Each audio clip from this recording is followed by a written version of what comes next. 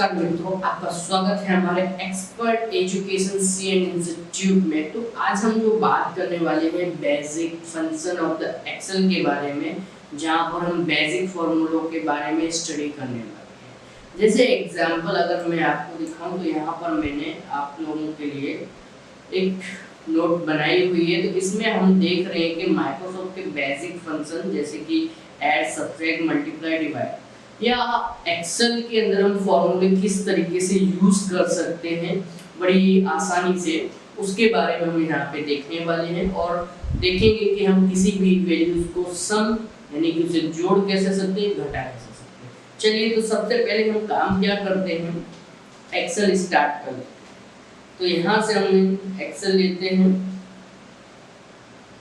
और इसे हम स्टार्ट।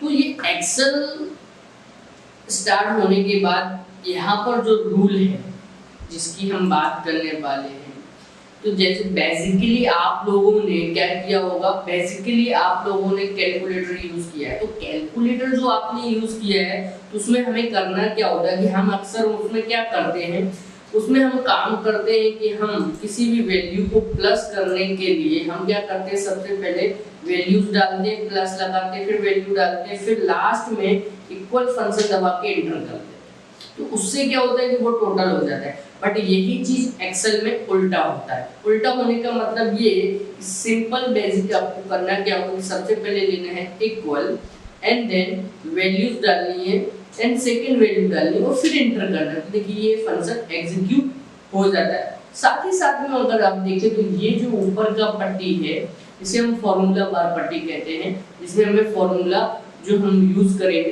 वो दिखाई देता है। अब ये वर्क कैसे हो रहा है, तो यहाँ पर मैंने जो कंटेंट बनाया है उसमें आप देख रहे हैं कि ऐड, सब्ट्रैक्ट, मल्टीप्लाई, डिवाइड, यानी कि चारों फंक्शन को आप इजीली एग्जीक्यूट कर सकते हैं। तो कैसे करेंगे, तो यहाँ पर आपने अभी हमने देखा है कि ऐड किया, इसे हमने क्या किया, ऐड किया। अब अगर आप सब्ट्रैक्ट कर रहे हैं तो सब्ट्रैक्ट करने के लिए आप क्या करेंगे, इक्वल लेना है। सबसे पहले क्या लेना है, इक्वल लेना है।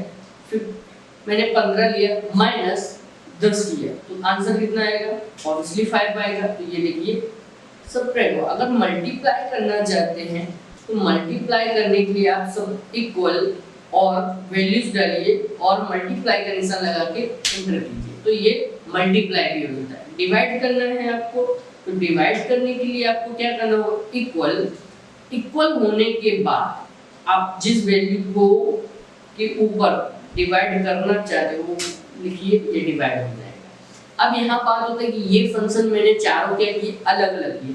अगर मैं इन्हीं सभी को एक साथ मिक्स में करना चाहता हूँ तो मिक्स कैसे करेंगे, तो उसके लिए आपको करना क्या होगा, मैंने सबको लिखा मिक्स और यहाँ पे लिखा इक्वल।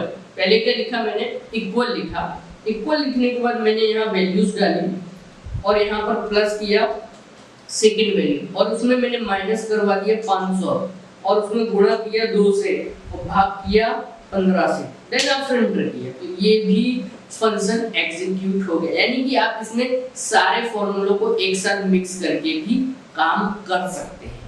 अब हम बात करते हैं कि हम टोटल कितने प्रकार से कर सकते हैं। तो यहाँ देखिए, एक तो हमें यहाँ फॉर्मूला मिल रहा है सम का, तो जिसमें बोला गया कि सम फंक्शन क्या होता है कि किसी भी स्पेसिफिक वैल्यूज को क्या कर सकता है, टोटल करवा सकता है। ये सम फॉर्मूला किस तरीके से वर्क करता है ये आप यहाँ पे देखिए। तो यहाँ पे फॉर्मेट जो आपको दिख रहा है, इस फॉर्मेट में आप जो देख रहे हैं उसमें लिखा है इक्वल सम देन ब्रैकेट दिया है और उसकी क्या दी, आर्गुमेंट दिया है। जो आर्गुमेंट रेंज है, उस आर्गुमेंट रेंज में उस रेंज को आपको सेलेक्ट करना पड़ेगा और उसके बाद करना होगा उसे एंटर।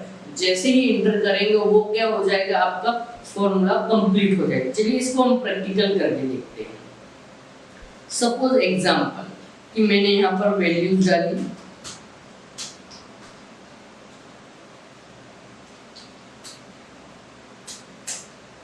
और यहाँ पर भी डाल देते हैं। उसके बाद मुझे इसे टोटल करना है, तो मैंने जैसे फॉर्मेट किया था इक्वल सम ले लिया, देन आफ्टर हमने क्या किया, ब्रैकेट बनाया और उसकी आर्गुमेंट जो रेंज है उसको हमने शिफ्ट से शिफ्ट दबा के लेफ्ट एरो दबा के उसको हमने सेलेक्ट कर लिया। देन आफ्टर ब्रैकेट क्लोज किया और करने के बाद एंटर कर दें तो देखिए ये फंक्शन एग्जीक्यूट हो जाता है। इसमें एक और चीज होती है कि अगर हम इस तरीके से वैल्यूज को नहीं करना चाहते तो इसमें इसकी एक शॉर्टकट की भी है, उसके थ्रू भी हम इसमें कंप्लीट करवा सकते हैं।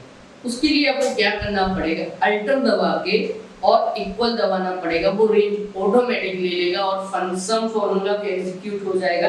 क्या दबाना है, alt plus equal, then after enter मारिए, ये टोटल हो जाता है और फॉर्मूला एग्जीक्यूट इजीली हो जाता है। अब हम यहाँ पर बात करने वाले सेकंड फंक्शन जो है हमारा, उसके नीचे सम में भी दो आर्गुमेंट अवेलेबल है। दो आर्गुमेंट कैसे यूज करना है, जैसे यहाँ पे आप देख रहे हैं फॉर्मेट सम है, एक आर्गुमेंट अलग है और दूसरा भी आर्गुमेंट है जो कॉमा के बाद अवेलेबल है। तो इस आर्गुमेंट को आप किस तरीके से यूज करना है एक्सेल में, ये क्या है, मल्टीपल वैल्यूज को एक साथ प्लस करवा सकते हैं। तो ये मल्टीपल वैल्यूज को प्लस कैसे कराना है, वही चीज यहाँ पर है। सपोज हमने एक रेंज यहाँ पे रखा, रेंज, और यहाँ पे सेकेंड ले लिया। अब यहाँ सेकेंड रेंज में वैल्यूज डाल देते हैं।